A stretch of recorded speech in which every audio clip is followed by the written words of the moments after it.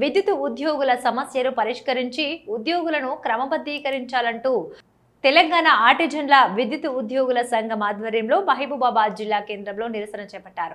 ఈ సందర్భంగా superintendent of engineering కార్యాలయం ఎదుట ప్లకార్డులు ప్రదర్శిస్తూ ధర్నా నిర్వహించారు.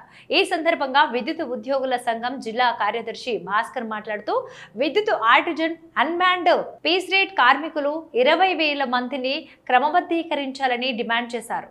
రెగ్యులర్ ఉద్యోగులతో సమానంగా పనిచేస్తూ ప్రమాదాల బారిన పడి కార్మికులు మృతి చెందితే పరిహారం నామమాత్రంగా ఇచ్చి చేతులు దులుపుకుంటున్నారని వాపోయారు.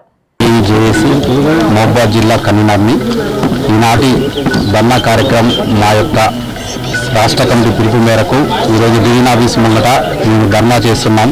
ముఖ్యంగా మా యొక్క డిమాండ్లు మా ఆర్టిజన్స్ విద్యుత్ సంస్థలో పనిచేస్తున్న 23,000 ఆర్టిజన్స్ అందరినీ కూడా ఈపీఎస్బీ రూల్స్ సర్వీస్ రూల్స్ వెంటనే అమలు చేసి మాకు కన్వర్షన్ ఇవ్వాలి.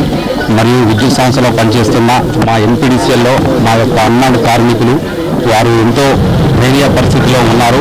వారు ప్రాణాలు పణంగా పెట్టి మన ఉద్యోగం చేస్తున్నారు. కాబట్టి వాళ్ళందరినీ కూడా ఆర్టిజన్గా గుర్తించాలి. మరియు పవర్ బిల్లర్స్ ఉన్నారు, వాళ్ళు ఇంటింటికి రాత్రనక పగలనక వాళ్ళు తిరిగి మీటర్ రీడింగ్ తీసి వాళ్ళు ఎంతో కష్టపడుతున్నారు. వాళ్ళందరినీ కూడా ఆర్టిజన్గా వెంటనే గుర్తించాలి. తర్వాత ఎస్పీఎం కార్మికులు, మిగిలిపోయిన మన కార్మికులు, పీసీఏ కార్మికులు వీరందరూ కూడా మినిమం వేజెస్ ఇచ్చేసి వాళ్ళందరినీ రెగ్యులర్ చేయాలని మేము డిమాండ్ చేస్తున్నాము.